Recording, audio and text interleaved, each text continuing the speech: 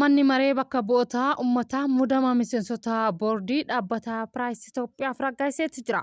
Guyyoota kurnan itti aanan keessa haalli qilleensa roobaa cimee itti fufuun gabaafameera.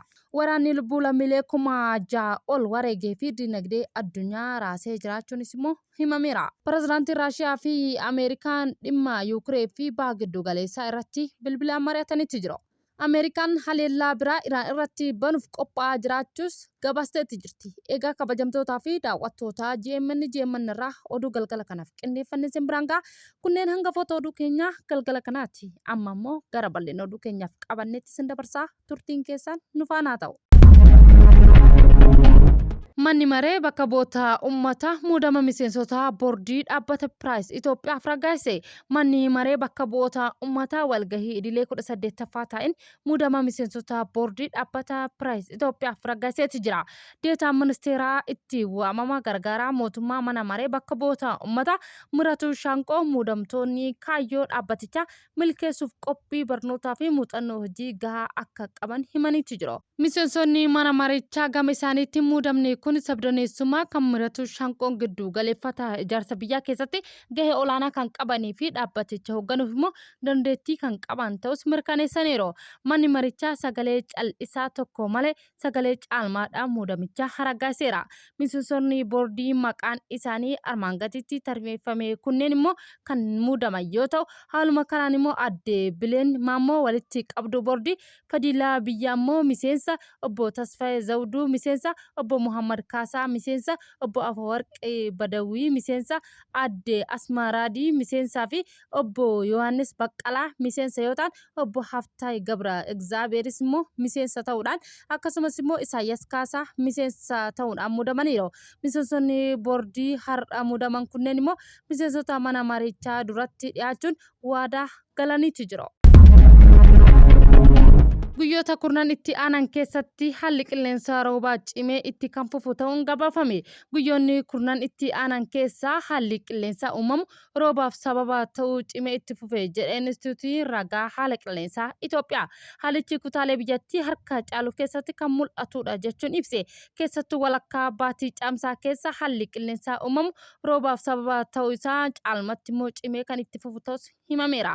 Qilleensa jedhanii mudhii lafaa qaxxaamuruudhaan gara Itoophiyaatti seenuu duumessa roobaa fooyya'aa ta'uuf immoo uumuu sababa ta'ee jiras jechuun himan. Haaluma kanaan kutaalee kibba lixaa fi baha hamma roobaa fooyya'aa ta'e argachuu akka danda'an ibsameera. Kutaalee roobaa waqtii arfaasaa argatan kibba lixaa fi baha dabalatee rooba salphaa hanga giddu galeessaa ni argatu ta'uun ibsameeti jira.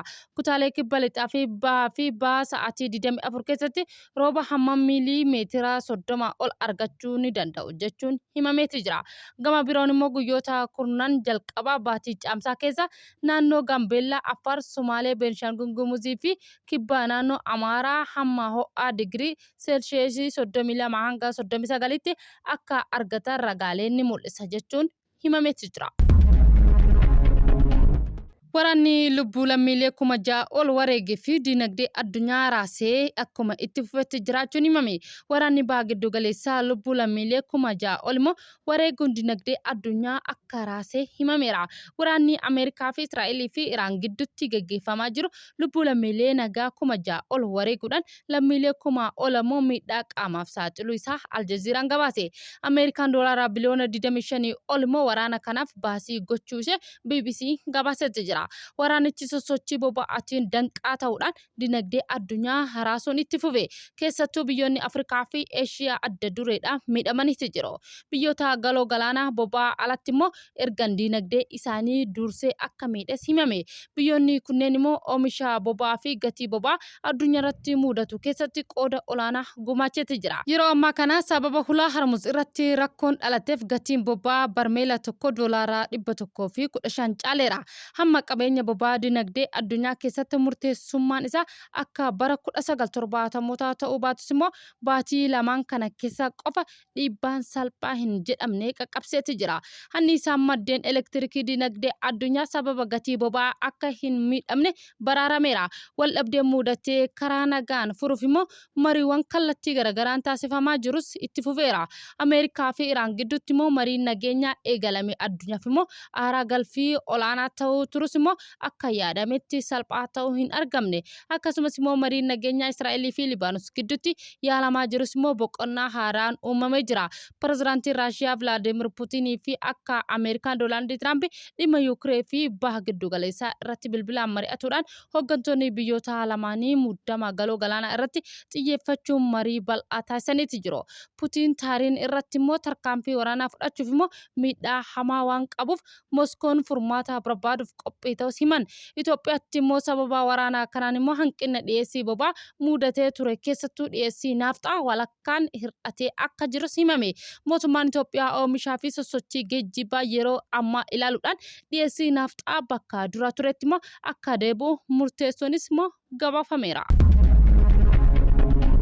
Ameerikaan haleellaa biraa Iraan irratti banuuf qophaa'aa jiraachuu gabaaste.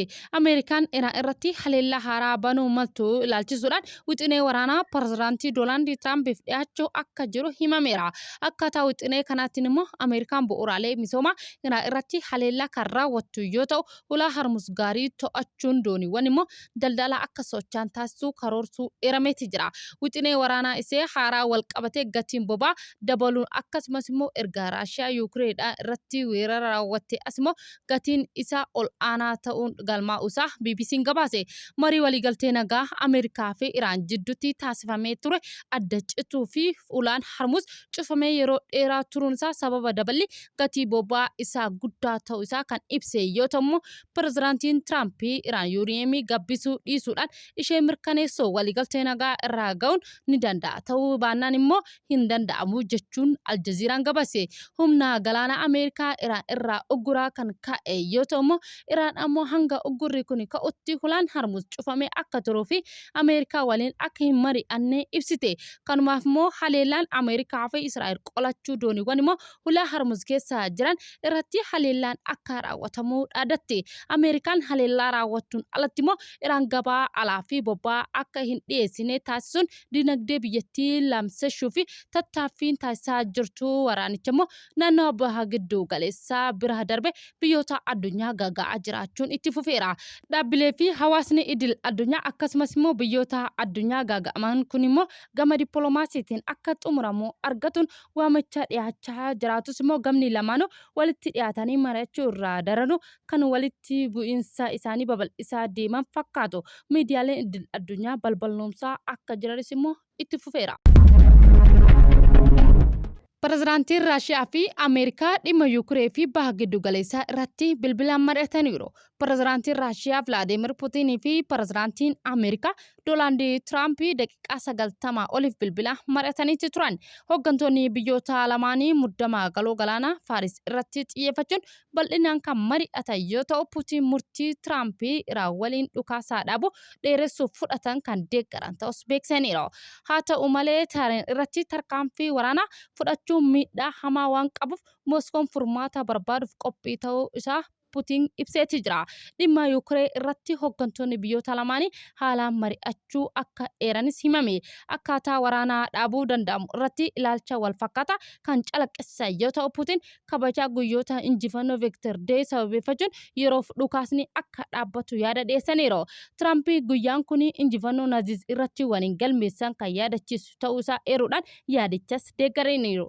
Tiraamp Putin waliin marii baay'ee bu'aa qabeessaa mari'achuu isaaniif immoo kan irratti mari'atan kun amma hatattaman gara furmaataatti akka ce'u abdii qabaachuu gaazexeessonni himaniiti jiru.